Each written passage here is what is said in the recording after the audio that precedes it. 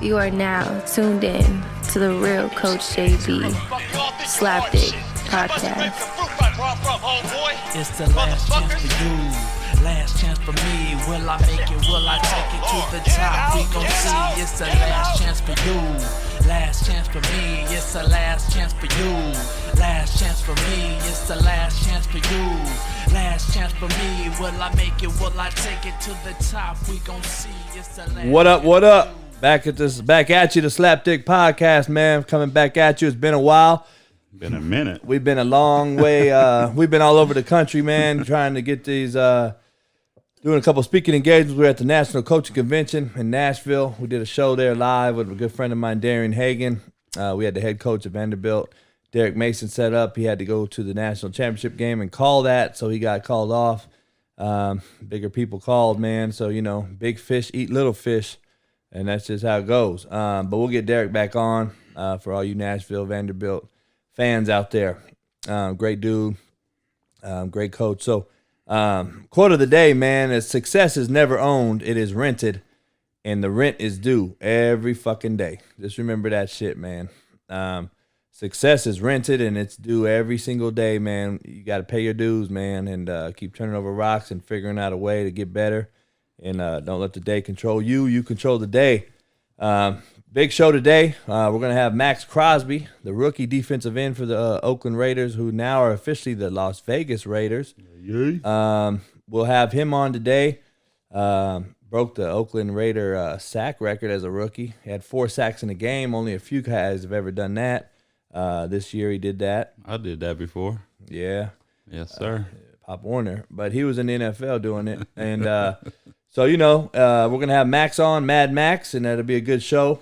But getting into a couple things that we are trying to catch everybody up on, episode 14. You know, like I said, we've been gone a minute. I don't know if you guys have heard about this Penn State debacle.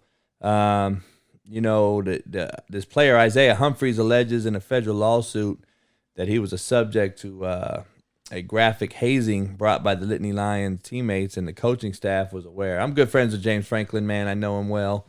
I don't think he was just allowing some shit like this to go on. So obviously there's always two sides to every story. Take it from me. Trust me. I know how people love throwing guys under the rug and quick to judge. So Hazing, huh? Yeah. I don't know how extensive it was, but we did some back in our day. We did some crazy shit. Yeah, no doubt. Hazing nowadays ain't like it was. Push-ups for 10 hours, forcefully. Yeah, we did a lot of shit. We used to tie cats up to the goalposts and fucking feather them and egg them and sugar and all kind of shit. But anyway, that's a whole nother. It's a different world we live in. We live in the tight jean, fucking tight suits now and shit. Motherfuckers on ESPN wearing tight ass suits and sockless no socks, shoes, ankles man. showing. Fuck, man, nuts out. This shit's that. crazy. I can see your goddamn pulse through your goddamn pants.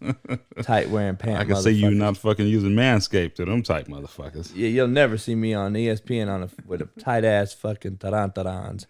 I don't know if you guys have heard. Missouri State hired Bobby Petrino, old coach at Louisville. Who wrecked his motorcycle with a side piece on the back of it, and then tried to say that he found her when he wrecked the bike, and this motherfucker had a bloody face, and it was on ESPN. That shit was comical. But she was in a sidecar. She was on the bike. No, she was on the bike. But anyway, he's back coaching. Go figure. They almost hired Art Briles. You know, which I send a tweet out about it, like, goddamn, anyone can get hired again, and you still talking shit about me? Shit. But truth of the matter is they didn't hire Briles. They ended up hiring Bobby Petrino, which, you know, is a little better or not better. Who knows? It's all perspective, all philosophy, philosophical differences, I guess, everybody has out there. But Missouri State hired another recyclable fucking person that's done this forever, and, you know, it's unbelievable to me. People should just shut the fuck up and not say shit about anyone if they're going to hire guys back like that have done stupid ass shit on and been caught doing it. That's the cold part. Baylor hires Coach Duranda, who was a D coordinator at LSU, just won the national championship, beating Clemson. Mm-hmm. The offensive coordinator got a job with the Carolina Panthers, or the passing game coordinator anyway. So he's now gone to the NFL. So my question to you, Spree, is LSU, were they a one-hit wonder with two great coordinators who made a lot of money? Obviously, they had great players. I don't care what they say. They had great players. So is LSU going to be good, or are they done now? You know, the Heisman's gone. The Heisman Trophy winner's gone. The two coordinators are gone. And now they're going to be gone to, new programs. You always say coaching overrated. I mean, you know what I mean? So yeah. We could test that theory out for next year. For this year. Yep. I do believe it is, and so I think you'll get new Jimmys and Joes come in there, and it'll be the same fucking X's and O's. But we'll see. I think they were loaded this year. I don't think they're that loaded next year. They're pretty decently young. I don't study their roster up and down, but I know they are pretty young. Of course, they're going to lose their catalyst and their leader with the quarterback Burrow being gone, and I think they'll lose some familiarity with their OC and DC. But besides that, I think they'll reload. Coach O's a great recruiter. They'll find a couple coordinators, and I think they'll still be good. I think Alabama will be back next year because he's just so consistent. Coach Saban's just consistently solid, and he'll be back. And I'm pretty sure he's pissed off. This whole Major League Baseball scandal that's going on, it's being referenced to as the Black Sox scandal from 1916 or whatever the hell, when the whole the movie 8 Man Out, and there's a bunch of stories about this, but they got these electronic devices being worn. You see Altuve or whatever, Altuve, what's his name? Altuve running around home, and they're showing the motherfucker, don't touch my jersey. Don't touch my jersey, motherfucker. Closing up like he came out the shower naked with that motherfucker. Then you see him got tape. They find tape on him right here, and then they got all kind of shit. Man, it's crazy. I don't know, man. I don't know what your thought is. It's crazy to me. I don't know. It's ban baseball. Baseball boring in the fucking way. Ban that shit anyway. I don't drop it to 3 innings or something. Make it exciting. Yeah, like Big 3 basketball. Motherfucker, 3 over the line. Play over the line. I'd play over the line. 3 flies out or whatever. I'd play over the line. Because baseball is shit. Stogie licking my fucking ass. Shit. So, not my ass, but it's crazy, man. I don't know. They got the Mets fired their coach, who was a player or whatever, right? Beltran. Okay. Boston fired the coach, Alex Cora. They just won a World Series. He fucking got fired because he was on the Houston staff. Oh, so he didn't. He was one of the ringleaders still in the shit. Then you fired the whole GM and the manager at the Astros. I know the Mets mad. I know the Mets hot. He didn't get a chance to steal some shit over there. Everybody's hot, but shit, man, I don't know. I mean, dog, it's alarming though. Looking at all the ERAs, fucking Kershaw's ERA went up from like 1.0 to like 6 something against the Astros. I'm like, goddamn. They were smacking his ass. Man, they were smacking everybody, though. What about the dude they just traded, the Asian cat? What's his name? Not Yu Yeah. Darvish? Yeah. This motherfucker had like a 1.05. This cat blossomed up to like a 4.0 against them. Damn. So he's hot now. I don't know. Well, baseball, it's a lot of turmoil in baseball over the years, dog. But the cool thing is they cover up a lot of that baseball. Be like nobody watches the motherfucker. Yeah, there's only fucking 600 people in the stands. You go to Tampa Bay fucking game in baseball, and there's like fucking 900 people there. There's 80,000 seats. Like, how are these motherfuckers making the rich? How are they the highest paid cats? Nobody even goes. Shit. Fuck, I want to know the scheme, you know what man. It is. I need to know this. You man. know what it is. It's that sport. It's their sport. Well, shit. It's a lot of Dominican cats and Puerto Rican cats. A lot of them cats playing. Man. They look black, but they're not. That's why Compton College has the Major League Baseball fucking inner city Major League Baseball shit. Never really jumped off. You think a brother about to get on the mic and shit until he start talking. Pedro like, Martinez. Motherfucker black masking. Pedro Martinez get on that motherfucker. You thought he was from Compton. I'm like, what the fuck did you just say, Pedro? Oh, shit. But he was a Dodger. Okay, the Natty Pass, we watched it in Nashville, man.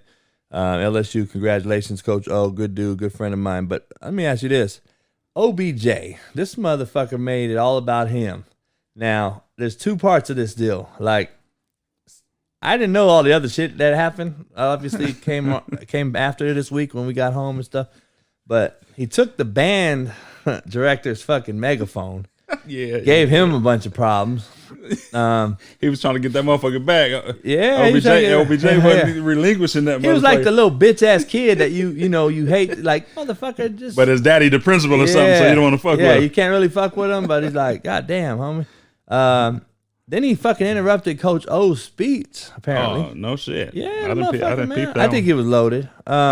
Shit. You know that. Yeah. He smacked the cop on the ass, obviously. Oh, the shit. security guard or whatever. Shit was funny. But the security guard was like going after the players. I ain't mad at OBJ for that. I was I'm not tripping at all. I'm hot at the security guard from Gate. He over there checking old boy drink. And I know. Man, sit your fucking old ass down. They just won the man. Natty, man. They're not doing nothing crazy. Let them kids fucking enjoy them. Mm-hmm. Anyway, they fucking also got had to get him on out of there. Then he starts throwing money around, right? So supposedly there was fake money thrown. Then he was giving real money, which would have been a cool scheme. But then you got the fucking white boy quarterback, Goody Two Shoe, go out there and rat on. Why is it always that motherfucker, man, that goes out and rats out on the Wait a minute, who did that shit? It was real money. The fucking Burrow, the fucking the Heisman winner, Anyway, he go out and say it was real money. Oh, but anyway, he had to come clean. I think, OBJ did a thing that I think opened a bunch of eyes. Not only NCAA knows how flawed they are and how fucked up they are, but it also shows, pay these motherfuckers, man. You got a dude that went through the struggle, played at LSU, an alum, who's breaking these kids off so they can go enjoy the fucking national championship game, man. I ain't mad at OBJ at all for that shit. No. It's just, it is what it is. But, was it a PR stunt or is it an eye-opening experience for these people to see that we need to pay these fucking kids, man, not only for their likeness, but just for their fucking terms at the NCAA level. Whole nother discussion later this week. We'll talk about that on another pod. Top 10 NBA players came out. Some slapdick did one. He posted it, and I guess it's not legit. I thought it was, but this motherfucker had Steph Curry at number 10. Kobe wasn't even on the fucking list. They got LeBron at 2. I'm like, man, to me, I said LeBron need to be number 10. Kobe's number 1. Jordan's 2 to me. I think Magic, Kareem, 3 and 4 with Shaq. We got our own little differences, but I would have just put the whole Clipper team on there. But I know that's 10, why the first 5 and the second 5. Yep, and never had a win, never had a championship, never won. But let me ask you this: I don't give a fuck where you rank these cats. If you don't put Kobe in the top 10 list, you're really fucked up. Yeah. So I don't care where you put him. I can't stand Kobe, but but come on, real recognize, be real about it. Steph Curry over LeBron, over Kobe. Come on, and then KD's not on there either. Like over Curry. Yeah. Come on, man. Yeah, KD's something else too. But come on, I know. Motherfucker's a scoring fucking machine. It's crazy. You watch this Aaron Hernandez thing? Have you seen the latest of that? Have you seen it? Have you seen the little cat on there that says he was his homosexual lover and all this? Yeah, man. Was his quarterback and all that?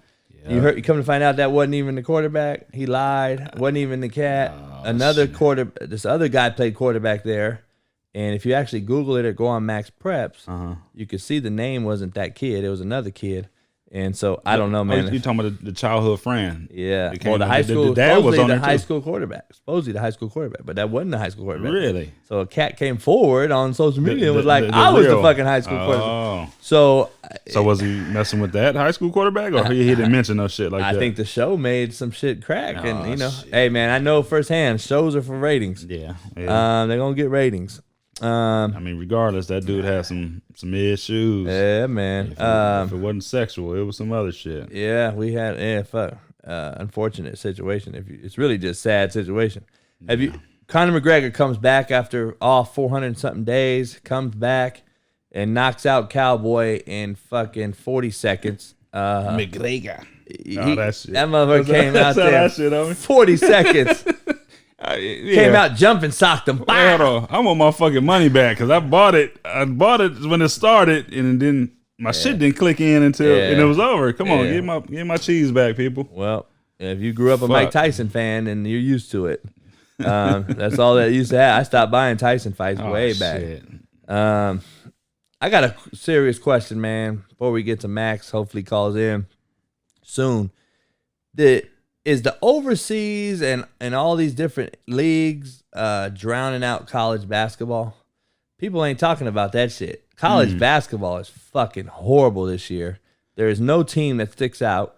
So there's a lot of parity. I thought parity was the key. Well, when you're shitty, parity is parity. You're parody everything. Shit, huh?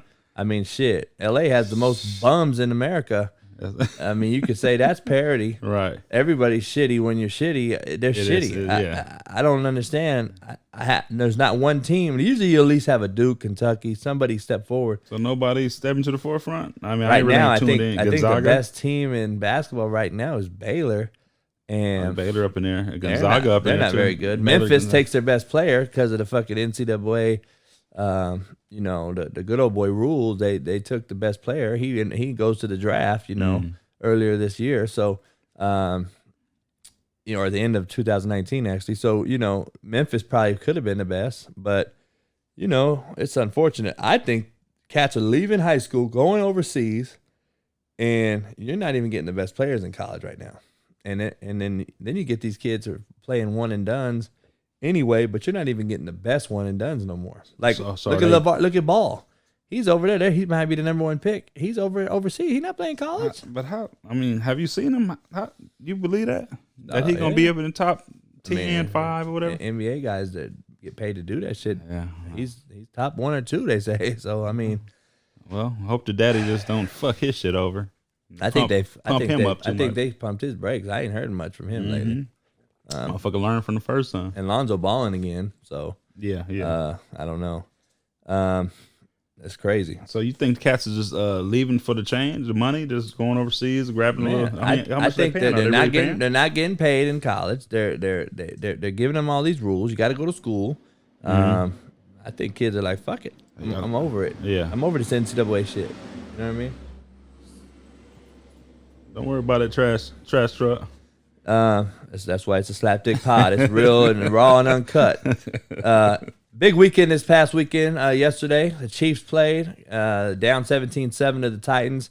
Derrick Henry looked successful early on, and then the second half, I think he had 7 yards rushing, man, and the Chiefs put it on him. They backed up their talk. They said that he wasn't a hard guy to tackle. Early on, he had 60-something yards and a touchdown, and it looked like he was, but then they proved to be too much, and they stopped him. So Chiefs and the 49ers are the best defense against the best offense. I mean, I think Aaron Rodgers is hindered with wideouts. I don't think he has very good crew, just like Tom Brady. I think they're in the same regard. The Niners held their own. They just had their number. Aaron Rodgers is like 0-3 in the last 3 NFC Championship games. So he's not the same? You think Aaron Rodgers is... Aaron Rodgers was like 32 of 39 for 2-something and 2 touchdowns. I don't think it was him. So he had a hell of a game, 300-something yards. I mean... So he did his shit. He did his thing. You can't say Aaron Rodgers. Yeah, he did his thing. I think the Niners, when you run the ball as well as they did with a no-name running back and control the line of scrimmage and the clock, you're going to have a hell of a chance to win, and that's what they did.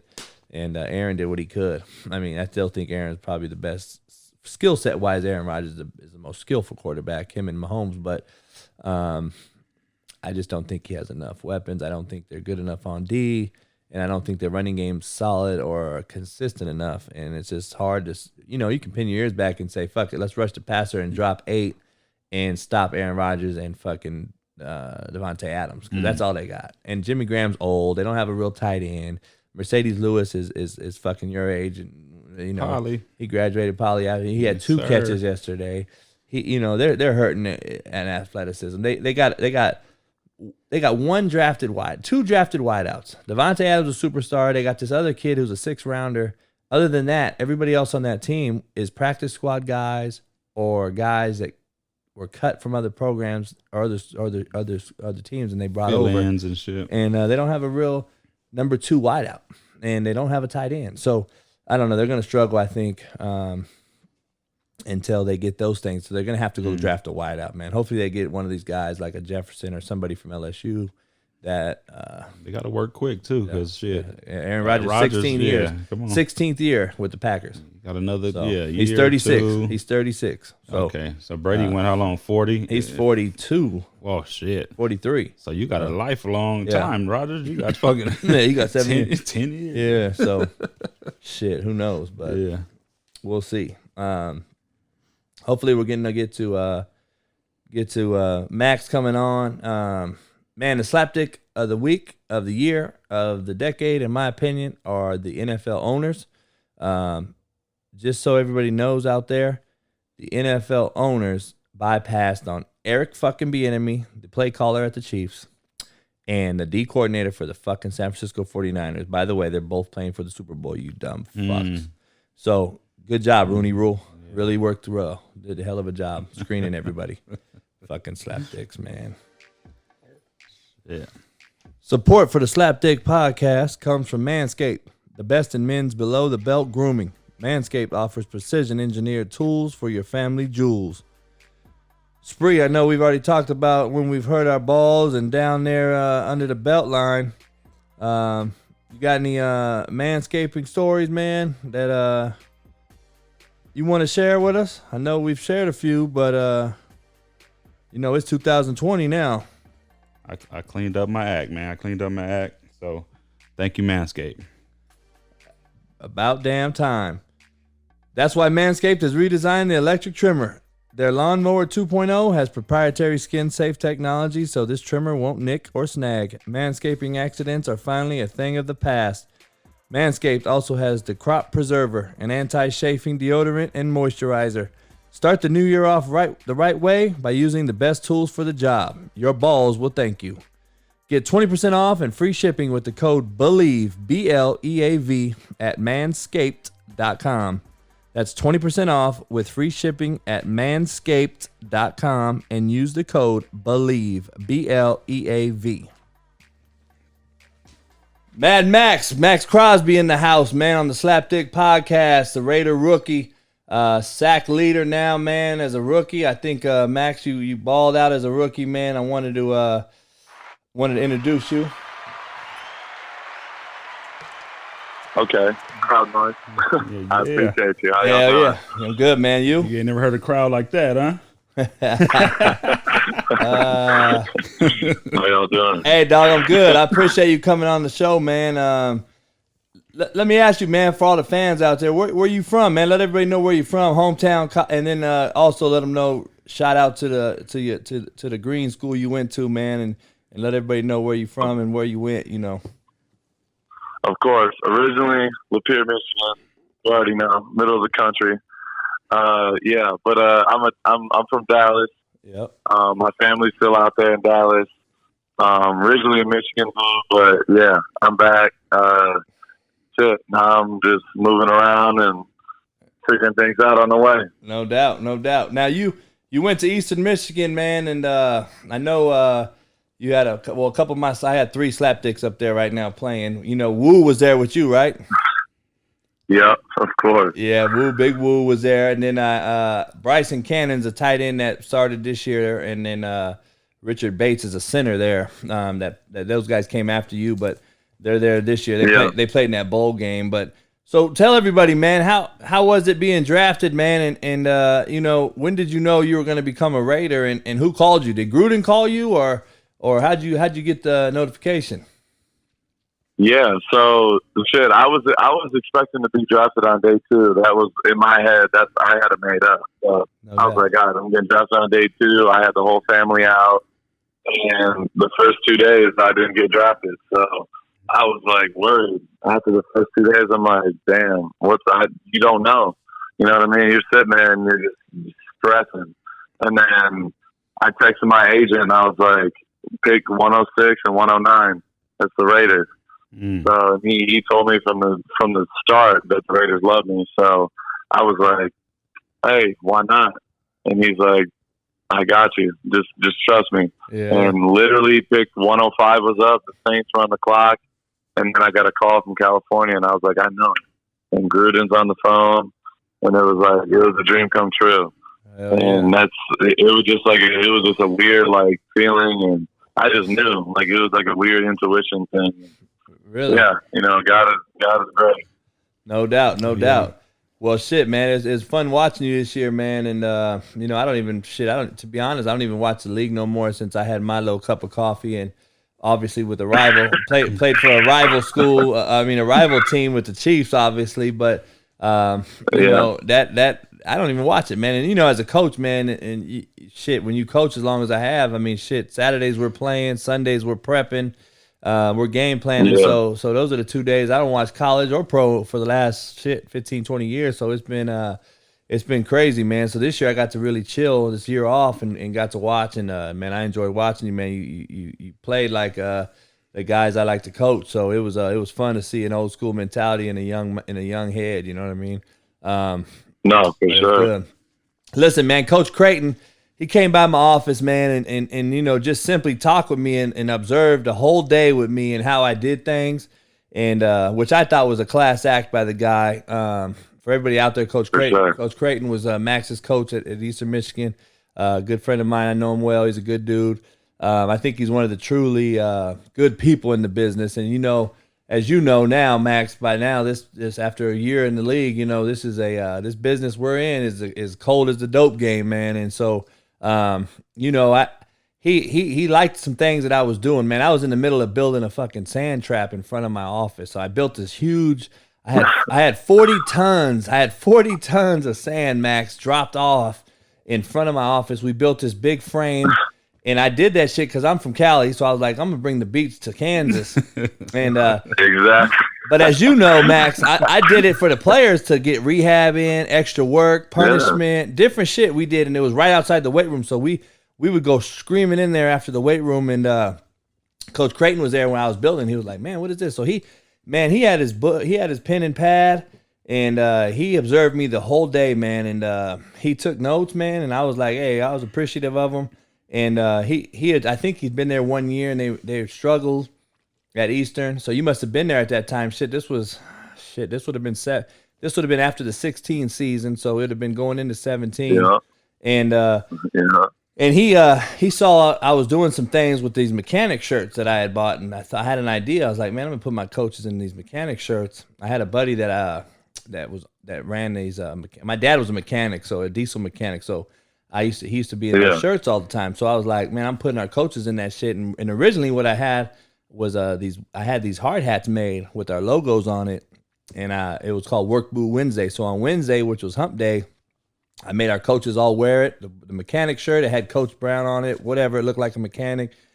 Then we had the hard hat and the work boots. That's insane. I had no idea. Yeah. I had no idea. That's crazy. Yeah, it's good shit, man. And that's, this is a copycat league that this profession is anyway, man. And he did it. For sure. And he flipped it and made it his own way. I mean, he made those mechanic shirts much more fucking elegant than I did in their bowl game this year because he rocked them. You should have charged him, Coach. You should have charged his ass. No, it's all good. It's all good. But that shit. But on a real note, Coach Creighton, he's just an observer, and he's just smart. Yep. He's just a down to earth. Yep. Just about business, and that's why I love him. He's the best head coach I ever had. No doubt. He held me down. Even though we all the time we would look at each other, we didn't all the time see eye to eye, but sure. he's the best coach I ever had. He's the reason why I'm here is because of him. Yeah. Shout out to Coach Creighton. No doubt. That's hilarious. I had no idea that came from him. Yeah. He came out, man, and he did he observed, man, and he asked questions about this, and this, and we just chilled in my office the whole day, man, and I think we even ate our shitty cafe food in my office, man, and that's a good coach for you, though. Yeah, that's a good coach for somebody to absorb that. Hell yeah. So hey, for real, he's a legend. No doubt. Sure. And that's good. You answered the question because I was like, hey, I know Coach Creighton that prepared you for where you're at. So hey man, I don't know, Max, if you know the definition, but the true definition of a coach is to get you where you could not get yourself, and that's what I've done for so many youngsters. And you all of us had that one guy that, right, wrong, or indifferent, or whether we hated his ass at the time, but maybe we love him later. Yeah. He got that's him. a fact. Yeah, you already know. Mm-hmm. And me and Coach Creighton, we've had so many. I've sat in his office for hours, and we've had conversations. And I'm like, damn, you want to be mad at him, but he's the only one that's really he really cares about where you're going. And yeah, he's a great coach. There's no question about it. Anything. No doubt. That's good, man. Shout out Coach Creighton. The D coordinator. I know the D coordinator there too. What's his name? Nethery. Coach Nethery. That's right, Nethery. Yep. So season just ended, man. I know you're gonna let your body rest, man. Probably take a little vacation and then get back to work. I know as a coach and a player and having been a player and all that shit, man, we always working on to perfect some other part of the craft that we're in every year. What you just going through your rookie year, man. What are you gonna tune in on this year and really try to fine tune this off season? Yeah, for me, there's so much room to improve. I've been watching the film since the last game, and it's honestly, I need more bend, I need more strength. Because it goes on and on and on. I'm just getting started. I've got miles and miles to grow. So, no doubt. You know what I mean. It's just been the success and what people say, blah blah blah, is whatever. But I know I can be way way better. No doubt. And everyone's comparing you and Nick Bosa, man, and you've had those comparisons all year, and I was like, listen, man, he's coming from Bosa obviously comes from a much larger program, coming in with all the hype. You coming in, like you said, man, 106 pick and all this stuff. You had a chip on your shoulder. It sounds like it was inevitable, man, that you were going to be a Raider, and it kind of the stars aligned, like you said. And you're a true Raider, man, and that's just how it is, and it's good to see somebody with some grit and swag and chip on their shoulder, and make people pay that for drafting you. 105 other people went past you. You know what I mean? So sometimes that's a blessing in disguise too, though. Hell yeah. You know what I mean? Kind of fly under the radar. No, like you said, the stars align. I was born to be a Raider. I love football. I knew it didn't matter where I was getting drafted. I just needed an opportunity, and that's all it was. And I've been having the best time of my life, and everything happens for a reason. And I knew for a fact I was supposed to be a Raider. No doubt.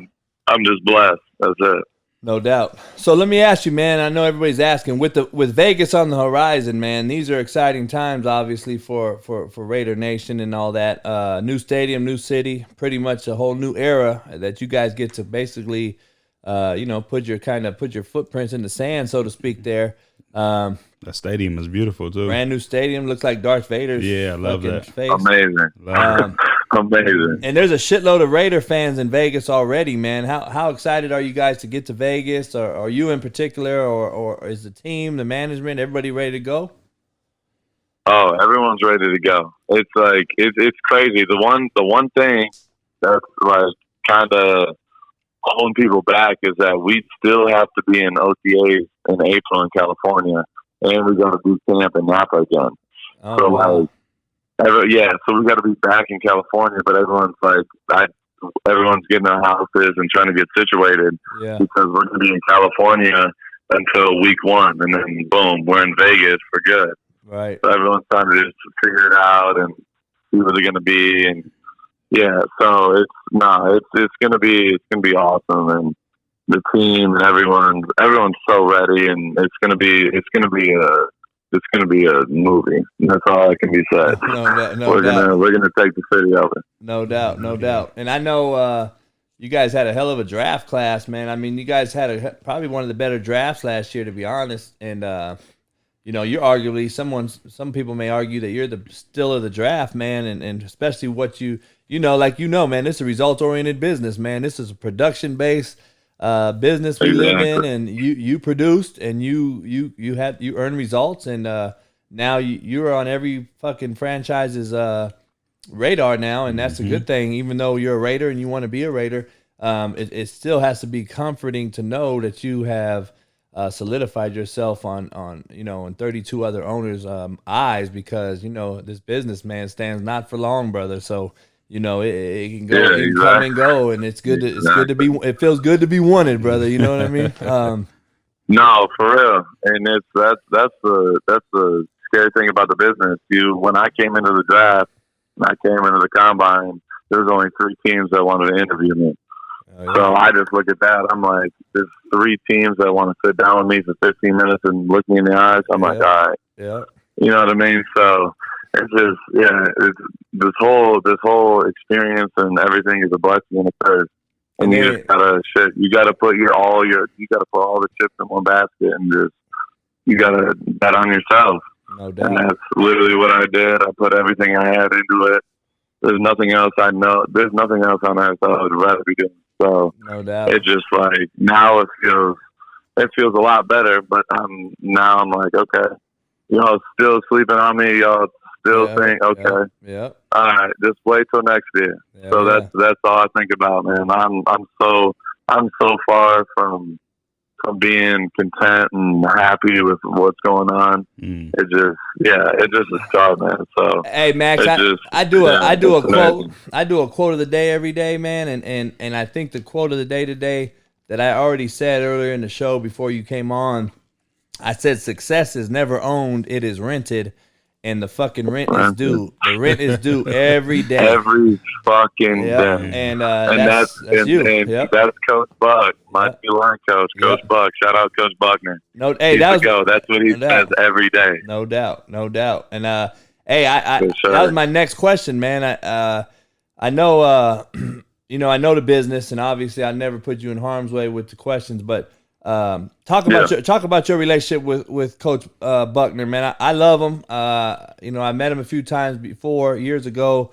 I think he's a perfect D-line coach with the mentality, with his mindset, with what he says and does. I know he's a hell of a teacher of hands, especially for DNs, wrong arming, taking on different things that he does with his hands. I've always liked as a coach. But what it seemed like you guys had a great relationship. I know he's no longer there, unfortunately. This is the business. Like I said, it's cold as a dope game, man. But not getting too much into that, what was your guys' relationship like?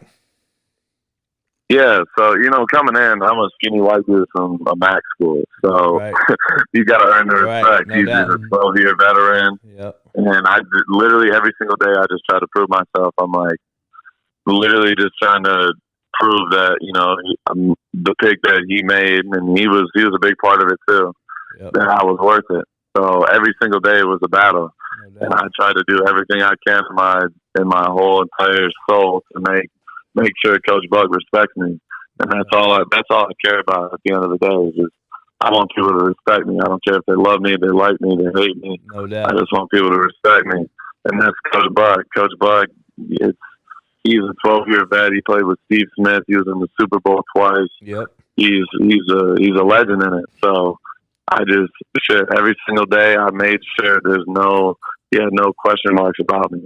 So I just put it all on the line for him, and it's shit. He's family to me.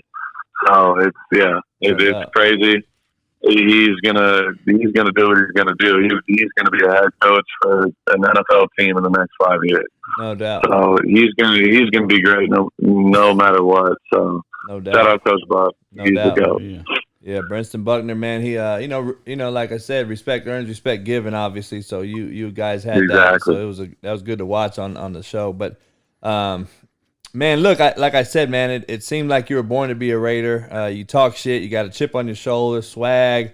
I watched you when you was mic'd up. Yeah, when you were mic'd up on the show. He was getting busy, yeah. Talk a little bit about being a Raider, because I don't want to slight Oakland and those fans that are being left behind. Obviously, that's not your choice. It's not anyone's choice. It's a management. Yeah. That's a franchise deal. I mean, it was in the works. There's a lot of politics into that shit that we like to stay out of as football guys. So, I know the black hole and all that stuff left in Oakland. I know it's saddening. You guys played that last home game there in Oakland, man, and it was sad to see that. But talk about your time there, man, as a Raider and the fan base and stuff. Was it exhilarating every day, like they say, or how was it? It was. I didn't even try to cut you off, but the Raiders fans they're second to none. You can't even. You can't even compare. No doubt. Every single day you pull up to the facility at 6 a.m. and there's 20, 30 people outside begging to hit on the car and get an autograph. And it's literally, we walked into New York and at the Jet Stadium, and they were getting booed as they came out. That's all you know. Like they're literally the best fans in the world. There's not. I've been a diehard football fanatic since I was a baby, and I've never seen any fan base that's more committed. So it sucks we're leaving Oakland, but at the end of the day, they know it's for a better cause, and they'll be at every game. I already know. No doubt. Oh yeah, they're gonna travel well. You're gonna get all the LA cats coming out that way. That ain't shit, but that ain't no problem. 100%. Hell yeah, 100%. You got it. That's 5-hour drive from Oakland. Oh yeah, that ain't nothing. So no, nothing. So look, man, only 5 rookies in history of NFL has ever gotten 4 sacks in a game, man. Talk about that game, man. A lot of people say that game put you on the map. I mean, I don't agree with that. I think you were put on the map when you came into camp and you started putting it down for yourself. But, I think that was just a product of your hard work, determination, dedication, your zeal, man. The shit that you got within under the skin is what the hell earned you those 4 sacks. It ain't about those 4 sacks in general. But talk about that game in specific, and do you think you're up there with 5 rookies ever, man? I mean, that's some good shit, man, and that's historical,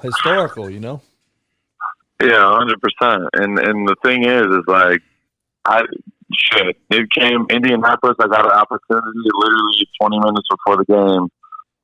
My coach Bug walked up to me. He said, "You're on 3rd down, and you're gone." So I was like, "All right," and that was a start. So the 4 sacks is whatever. I've been in practice and been doing that. It just, for me, it's just, I just want to earn my respect. Like I said, it's all about respect for me. So everybody that can doubt me, they can say this and that, and this guy is better. You look at the numbers, and there's no debate about it. So they can question it and all that, but at the end of the day, I just needed an opportunity, and that was it. No doubt. And Coach Buck gave me that opportunity. He's the GOAT for that. But at the end of the day, it's been years and years. Like, I left my whole family. I went to Eastern Michigan. It was the only offer. Not one school in the country offered me besides Eastern Michigan, and that was it. I just needed an opportunity, and that's all it is. And that's what, when you look at life, the shit is it's just way too short to not take a bet on yourself. And I just put all my eggs in one basket, and now I'm just doing what I'm supposed to do. I know I'm supposed to be here. It's like literally the biggest blessing ever. And it's just every single day, I'm just trying to earn respect. And that's all it is. Hell yeah. But hey, shit, man. A lot of coaches, man, I tell coaches every day, we shouldn't have to coach effort. So it starts with you, though. No, it starts with you. You coach. You busted your ass, and you did everything that your coach's dream as far as effort and how you go about your business. And you can still have swag and be cool and chill and talk shit, but your game day's business day, obviously at that level, and you did that, man. And I appreciate seeing you do it, man, as a coach. You know what I mean? No, for sure. You have no idea. I just trust me. I see you on TV. I literally have been watching since day one. I was like, this dude is a legend because shit, you expect the best. No and doubt. that's the shit. That's all I'm about. There's not, at the end of the day. No doubt. There's nobody, like, when you wake up in the morning, you can't be like, all right, this motherfucker thinks you're soft. Yeah. Thinks you're this. No, there's not one person that can say that. Right. So that's how I think about every single day. So you already know, bro. No doubt. Like I said, man, you guys arguably had the best draft class in the league.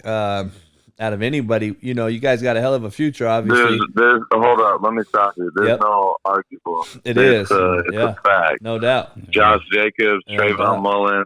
Yep. It goes on and on. It goes on and on. Abram, is that the safety? John Abram, he's doubt. My brother. No doubt. That dude, once he comes back healthy, he's about to put people on notice. No doubt. I already know.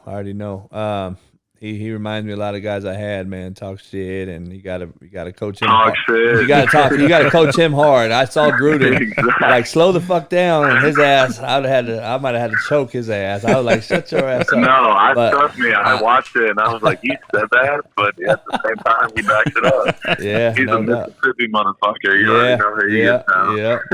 He doesn't give a shit. No doubt. How do you guys see yourself going forward? Obviously, his future's bright, like you said. How do you guys see next year? Sure. We just moved to the best city in the world. We're in Vegas. Mm-hmm. We have an amazing draft class, and now we're about to get a whole nother load of draft picks. Yep. Mike Mayock's the best GM in the whole league. There's not even a question. Yep. Coach Gruden just wants to win. Yep. He's the best coach in the league. Yep. So, you just got to trust the process. No doubt. It's an everyday process. So. No doubt. Yeah. Sometimes you gotta go backwards sometimes before you can move forward, brother. You know how that is. 100%. So I see it though. I see it. Our future is bright, and I don't have any fan or favorite teams anymore, man. Especially since I played, and all I do now is send kids to programs, or I got 20 something in the NFL currently playing. Former players of mine, and I even told you to go see a couple of them when you guys played this year. But my thing is like, so that's why I don't really watch no more, because I got so many players playing. So it's like, hey, it's hard to pick a team, but but I can see, 100%. The future is very bright with you guys. I love Gruden myself, so I know Mayock being in the booth and at ESPN or whatever for a while. He still, he was still a football guy, so that's why, him and Gruden together, you see why it's successful. It's going to be successful. You see why the draft was so great with them, and they turned over rocks. They did shit others didn't want to do. People can say whatever they want at the end of the day. Mike Mayock knows football better than anybody. Yep. And John Gruden watches more film than any human on literally the planet. Yep. So you can say what you want, but they're the best in the game. There's no question about it. No doubt. So look, man, everybody's gonna want to ask. We both have something in common, and you know what that is. It's a fucking reality show. So a reality show following us around. Actually, they're documentaries. They're docu-series. I found out the difference between a reality show and a documentary. There's no editing. There's no script in a documentary. So that's what we had. But talk about Hard Knocks and the experience you had, man. I mean, you were definitely a fan favorite on the show. How was that experience? It was just like at first, like when I came in, they're like, yeah, you're gonna be one of those featured guys. I'm like, okay. And it was just like everyday life, but you just had a camera low key just peeking at you. So it was just shit. I just had to be myself. Hell yeah. And do what I do. So yeah, there was nothing crazy about it. Shout out to Shannon. Shannon's the GOAT. She's the GOAT from Hard Knocks. Yeah. But it was just me. It was just me being myself. The whole thing was just normal.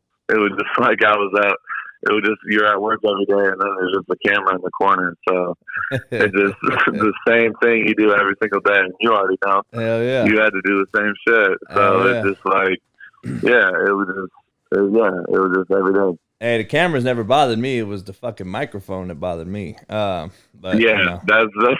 Hey, but I don't think you are hated at all. I think you're only loved. I think.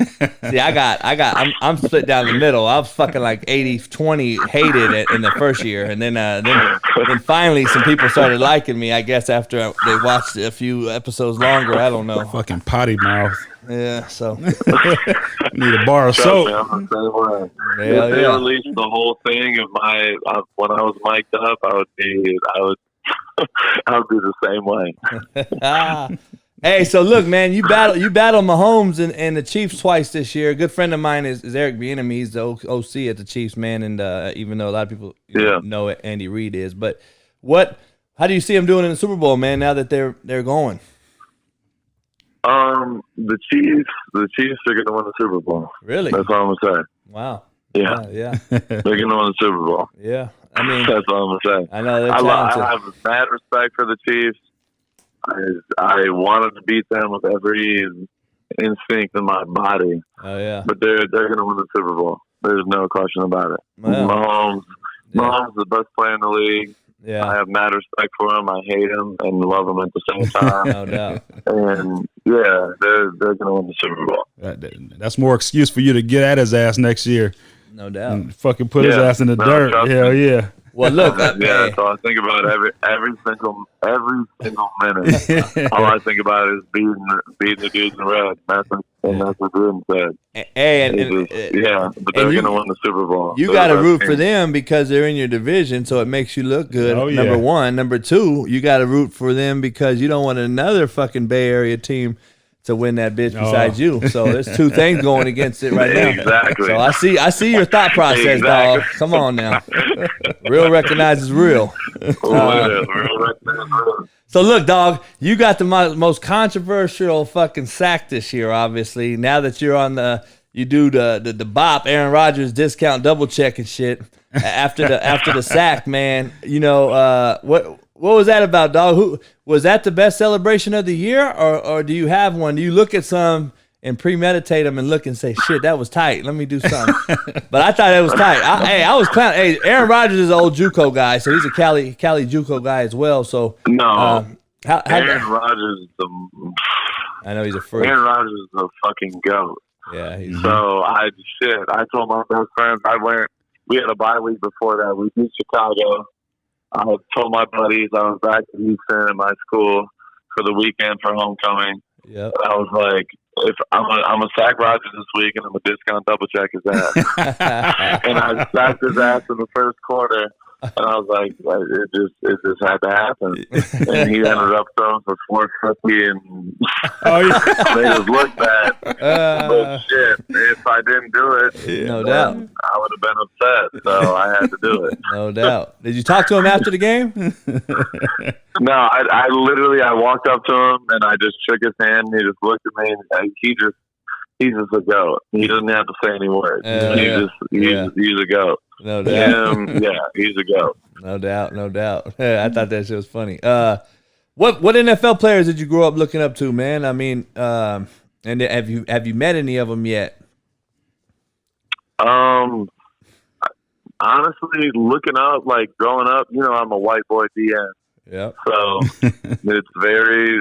You're rare. You're about as rare as white running backs. No. Like E40 say, you're about as rare as white running backs. McCaffrey. Literally. And fucking Woodhead. Danny Woodhead.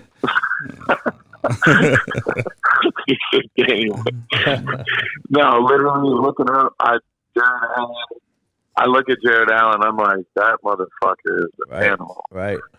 So I look up to people like him. Yep. JJ Watt. Yep. I wish I was in the fucking AFC Championship yesterday. Right. Yeah. So I just look at that. So you look at a dude like Jared Allen. Nobody expected him to do anything. He's from Idaho. Tall, lanky. He's a 4th round pick. Yep. And he literally was a half a sack away from getting the sack record of all time. Yep. Wow. So I look at that. I'm like, shit, I can do that. Hell yeah. But it takes time. And that motherfucker is an animal. Yeah. And I look at J.J. Watt. I look at I look at shit. I look at Frank Clark, and he was in the post conference interview snapping because he knows he's been through all that shit. Yep. And he just knows. He's like, shit, I've been through hell and back, and now I'm here. So that's what I think about it. Like, I came from literally zero. And so I just think about it every single day is a blessing.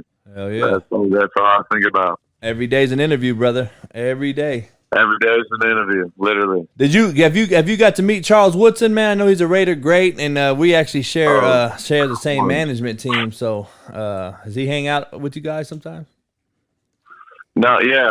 Me and Charles have met a few times. Yeah. He came in. He's literally the best to ever play football. Yeah. And people don't even know. People know that, but you got to watch his film. He has the best instincts of all time. Oh, no doubt. That motherfucker's a ball hawk. He knew where to go. Him and Ray Lewis, man, are right there, man. Got to talk to Ray in person with Eddie George, man, at a hangout, and we talked about that, man. You know, it's instinctive, man. You got the it factor. There's an it factor involved. I don't give a shit what you do, football, business. I don't care. Yeah, man, it's an executive presence. I do believe so. I think you got that it factor. So, 100%.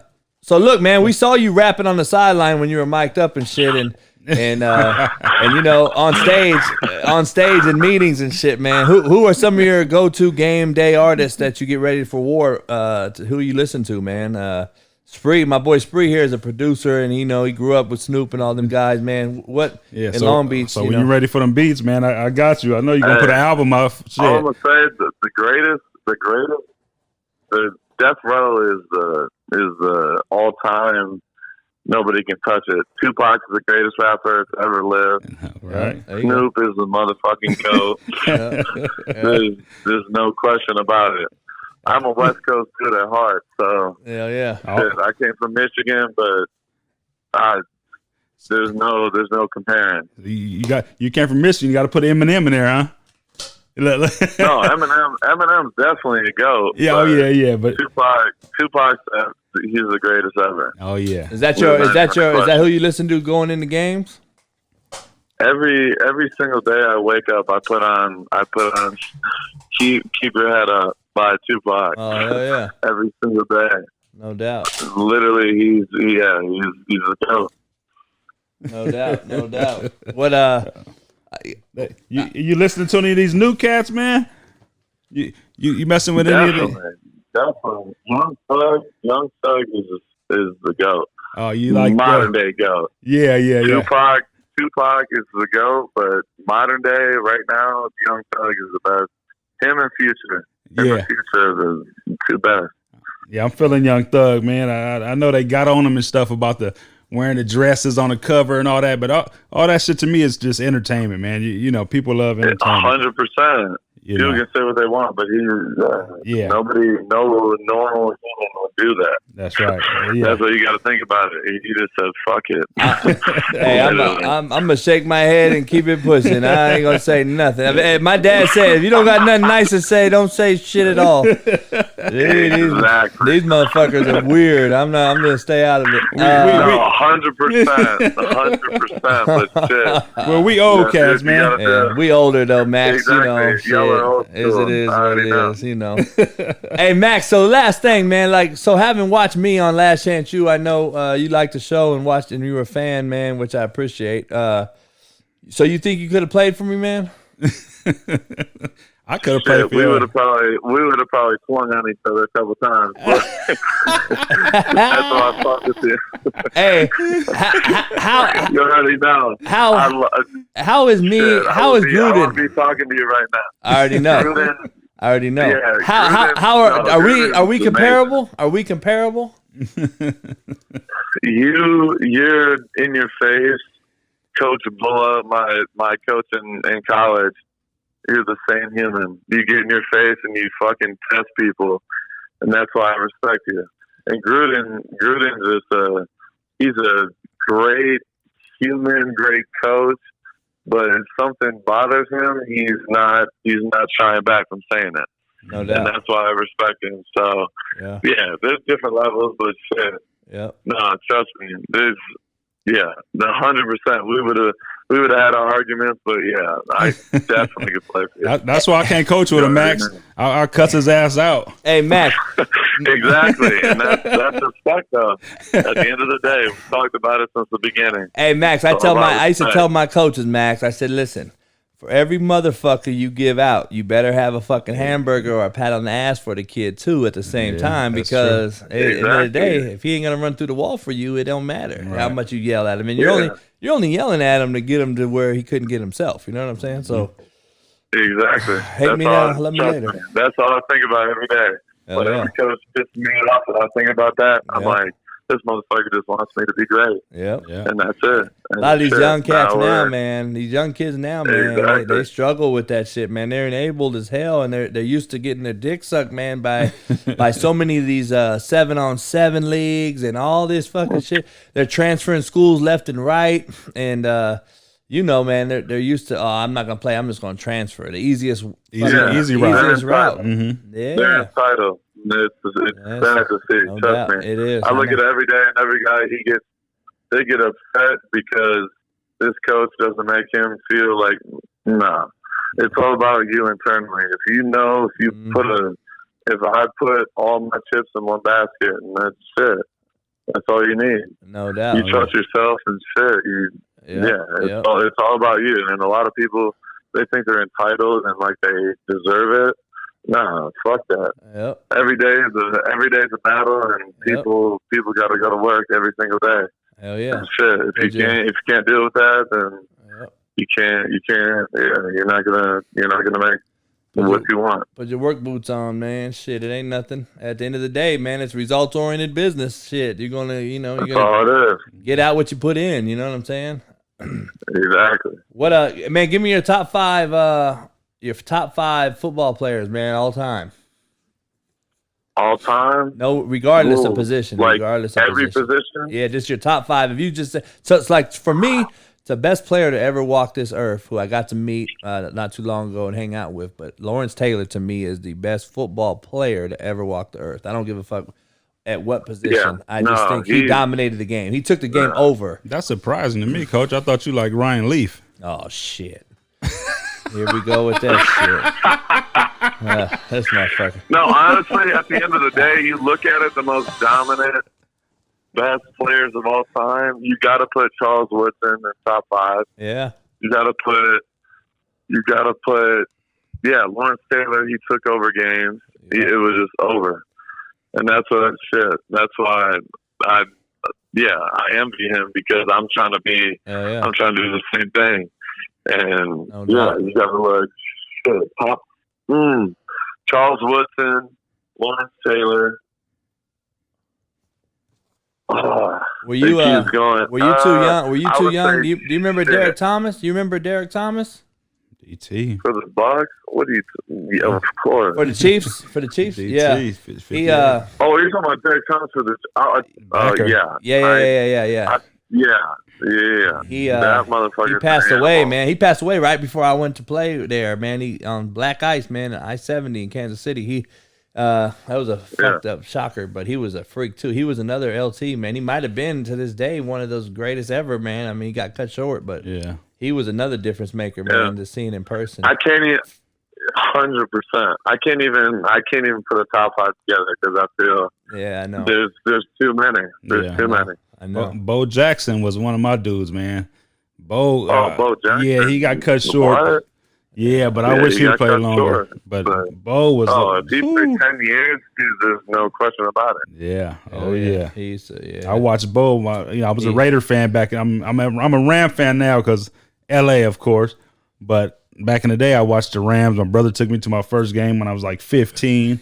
But I watched Bo play, man, and that dude, So I'm all. He was great. He was different. He was different. Yeah, so I'm always a closet Raider fan, man. Believe that. Bo Jackson, hey Max, Bo Jackson ran over Spree's favorite player, fucking Bosworth, Brian Bosworth and shit. That's why until Urlacher came and until old boy that just retired with the Panthers, there there was white linebackers were rare too. See that's always been our battle, Max. Me and JB. We talk about the white linebacker. Go ahead. Every position on defense is slowly depleting. Hell yeah. That's why. You got to represent, dog. That's all you got to let that shit drag. You already know. Hell you yeah. already know how it is. Hell yeah. Shit. There's always going to be the fucking quarterbacks. Exactly. Shit. The quarterback, the slot receiver, and then everything else is nothing else. Hell yeah. No doubt. Hey, dog. Hey, I appreciate you coming on, man. I mean, shit, it's been a pleasure. I know we'll stay in touch and chop it up, and I have to come out there and see you, man. Or if you come out to LA, obviously, we'll hook up too, man, and get our pits together. I know we got to get our dogs together, man. And I heard your shout out Derek. He's living life. Derek, he just ripped up my whole carpet. I heard that. Oh, yeah. Fucked your carpet off, man. Shit. Hey, I'm gonna tell you a story real quick. I came home for Christmas break when I was in India. I was a head coach. I left Stogie in my house, and I had this slapdick watching him for me. And I get a phone call. This motherfucker took a legitimate full-on leather couch and took that motherfucker outside the door of my upstairs room, drug it outside and dumped it over the side balcony, dog. I said, there's no way this motherfucker is human. He's a human. He's human, yeah. He's a fucking human, dog. No, he's a human. That's all I think about my dog. I literally just got a fucking call yesterday. And my whole carpet is ripped out of my house in California. And my whole couch is ripped. God, just because he's mad. He just wants me to be back. Hey, that's separation anxiety, man. They're human. Pit bulls, man. They got the most anxiety. They got separation anxiety like no other dog. They're so loyal. They're so loyal. Yeah. They're literally so loyal that it tears them apart. Yeah. It literally tears the whole house apart. They get mad and shit. They fuck your whole shit off. Fuck your shit up and then just look at you and they're like, fuck. Hey, I got love wounds on my hands from this motherfucker, man, because we used to go at it. Trust me. I call it love wounds, Peter. Sorry, I call it love wounds. So don't come after me. Yeah, long as 100%. I have scars all over my body. You already know. Hey, I can't tell it down. Hey man, so what's next, man? You settling in Vegas? You gonna buy a crib and get out, and then go back to your family for a while, vacationing, or what you gonna do? Get ready. There is no days off. I mean, what's your plan? Yeah, so I just bought my first house. Yeah, congrats. In Vegas. Yeah. So it's a dream come true. I have my family out there. It's been crazy. No doubt. It's like shit that you can't even, the shit that I've been dreaming about since day one. Yeah. So you can't even explain it. So I've been living my life, but I've been just excited for next year. That's all I think about is like, shit, we're about to be in the best stadium in the world. Yeah. We're about to have a blast. It's about to be crazy. No doubt. Make sure you invite us up there, man. Once y'all win this fucking Super Bowl next year, man, we're gonna come up. Hell yeah. 100%. You already know. Oh yeah. Hey Max, man, it's been a pleasure, man. I wish you nothing but success, man. And like I said, we'll hook up soon, man, and get together. And like I said, man, hey man, ain't nothing ever given to you. Go grind and get that shit. I know you will, man. It's been a pleasure watching you all year, and much love from me and my main man Spree, man. And we'll stay in touch for sure, man, but I appreciate you coming on. Absolutely. No, thank y'all so much. All right, Max, I'll hit you, man. I appreciate you. All right, brother. All right, brother. Peace. All right. Slapdick Podcast is brought to you today by MyBookie. Want to make a bet on the Super Bowl? Head over to mybookie.ag to make your prediction a reality. MyBookie is one of the most trusted sports books in the industry. Football not your thing? No worries, MyBookie's got it all, from the NBA to the Premier League. MyBookie has the fastest payouts, best promotions, and a very helpful 24/7 customer service team. If you join right in, MyBookie will match your deposit halfway, all the way up to $1,000.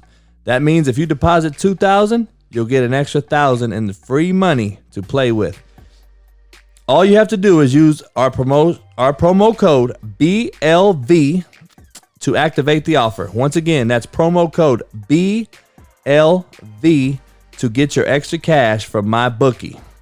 Bet, win, get paid. MyBookie. Mad Maxx Crosby. Yes, sir. Appreciate him coming on. A real one, man. We've stayed in touch. We've talked quite a bit this whole year.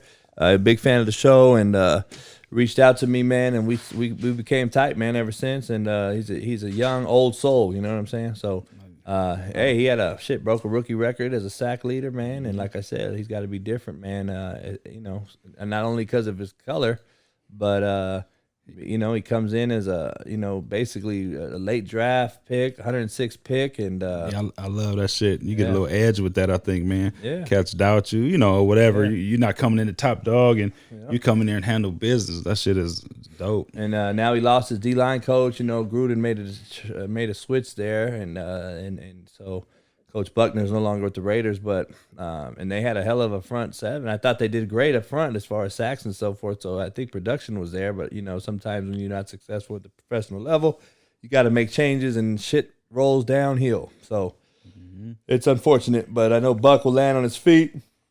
But hey, man, it was a great show today. Stay tuned. Marcellus Wiley will be on the show on Wednesday.